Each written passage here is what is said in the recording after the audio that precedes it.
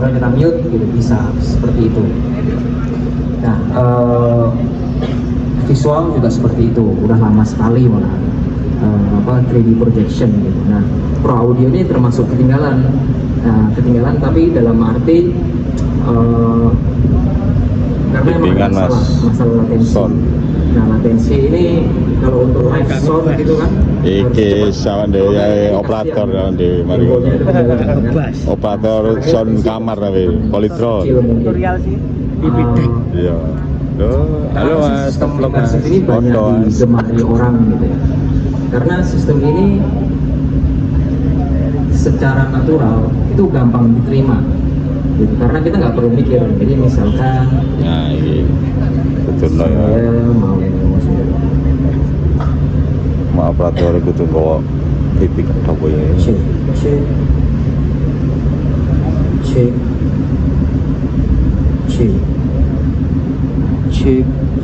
tuh operator cek. Nah, kita nggak usah mikir suaranya datangnya dari mana gitu. Pasti kita udah tahu gitu. Karena telinga kita itu memang desain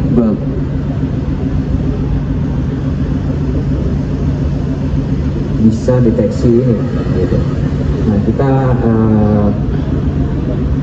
ya telinga kita itu punya kemampuan deteksi arah datangnya suara tanpa perlu kita mikir gitu. Karena itu emang diciptain untuk anugerah sebagai alat bertahan hidup gitu. Betul. Beda kayak misalkan kita untuk orang awam mau dengerin speaker, wah ini kayaknya speaker brand apa ya gitu. Kalau bukan yang terbiasa kan dia nggak tahu gitu. Kita yang terbiasa itu kadang bingung gitu, mikir frekuensi responnya, wah ini karakternya kayaknya brand ini brand itu gitu kan susah. Nah kalau ini kenapa digemari, karena orang awam nggak perlu mikir gitu, kita bisa langsung nikmati tanpa perlu berpikir.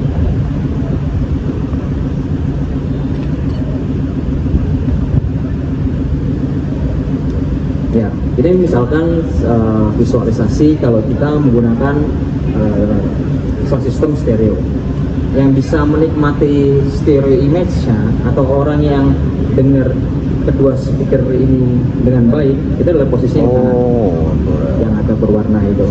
Dan kalau yang sebelah kiri ya cuma dengar sebelah kiri, sebelah kanan cuma dengar sebelah kanan. Visualisasi nih Mas, jenenge Mas, stereo musik. Dengan sistem imersif kita bisa maksimalin si stereo ini supaya bisa didengar hampir apa oleh semua pendengar, semuanya tapi hampir semua. Cuma sistemnya udah sing pinggir iku gelut iku gak oleh stereo. Jadi apa yang di panggung itu bisa match atau cocok dengan visual kita.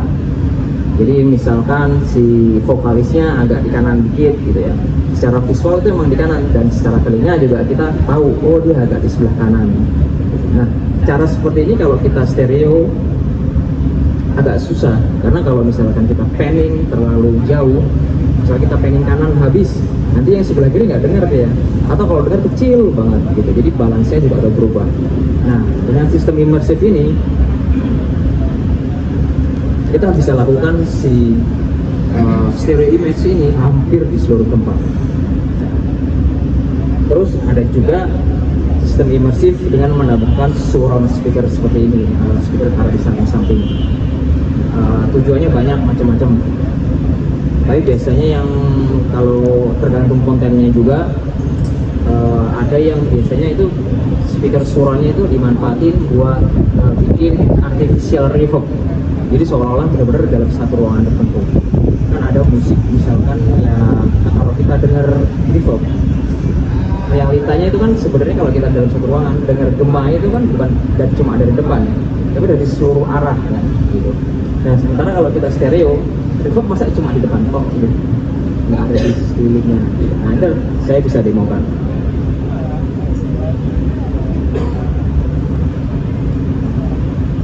Nah, dua hal kenapa kita bisa deteksi arah suara dengan mudah, itu karena ada perbedaan level dan perbedaan waktu. Jadi contoh sederhana adalah panning stereo di mixer yang LR.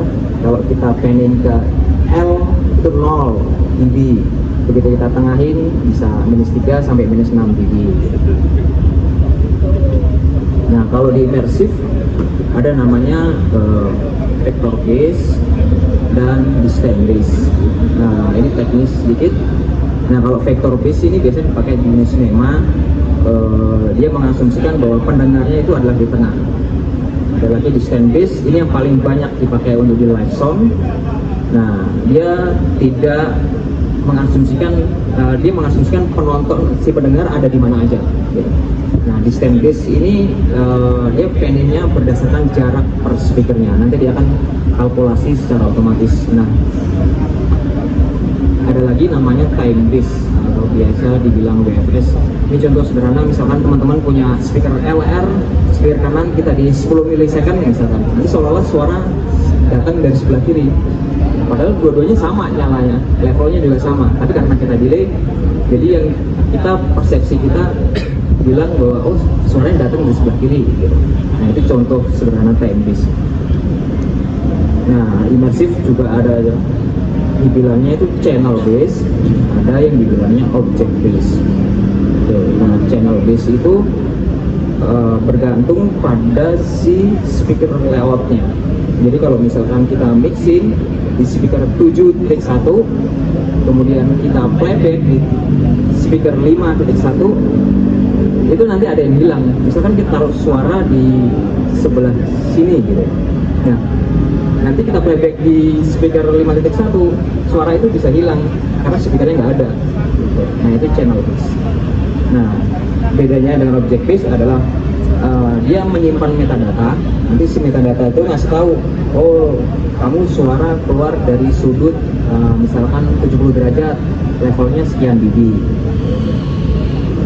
Nah, ada juga sync base dan ambisonic. Oke, ini sekilas saja mengenai sistem immersive panningnya.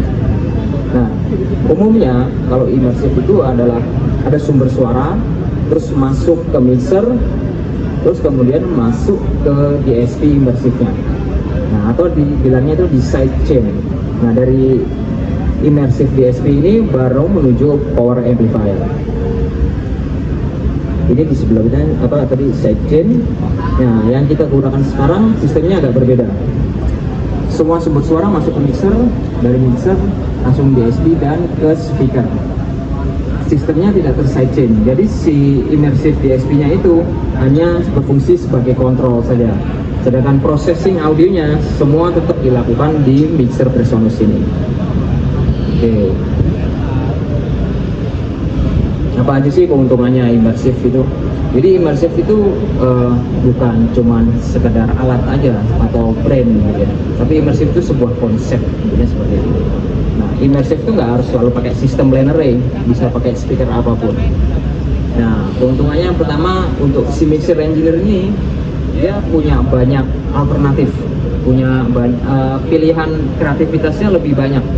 Gitu. Misalkan suara drum reverbnya di depan, suara vokal reverbnya dari sekeliling dia. Gitu. Jadi supaya reverbnya nggak saling bertabrakan. Terus kemudian antara audio dan visual itu bisa match.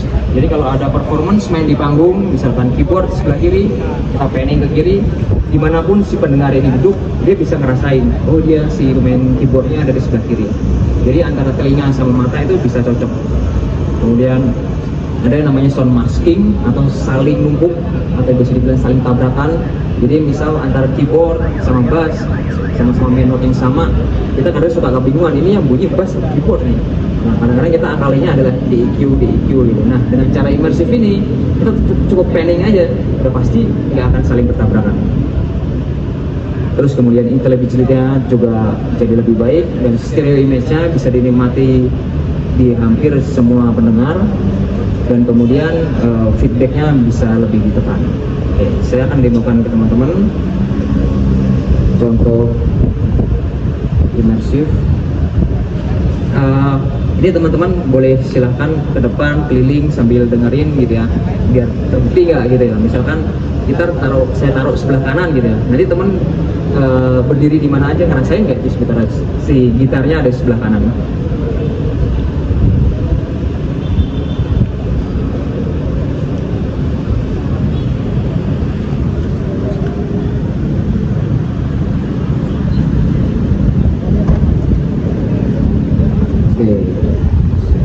mulai dari muka keliling ah.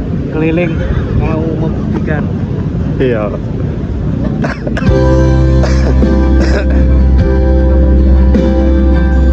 Ya silakan kalau teman-teman mau Kok korban ini ya? Gitari. Kanan di kawasan kiri. Ayo kiri.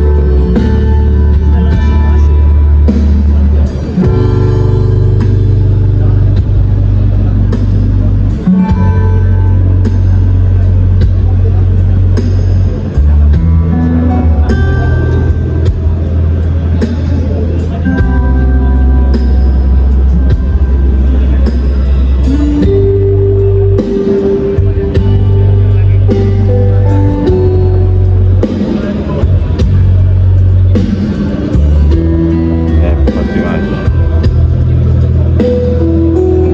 Josh.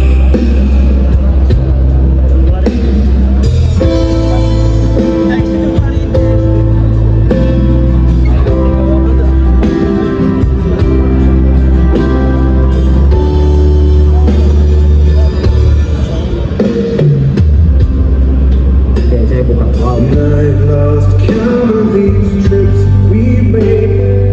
Lagunya dangdutan cocok ya.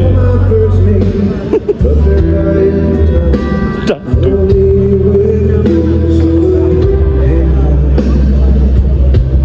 Oke, ini saya lagi mau Iya, tunjukin iya. teman-teman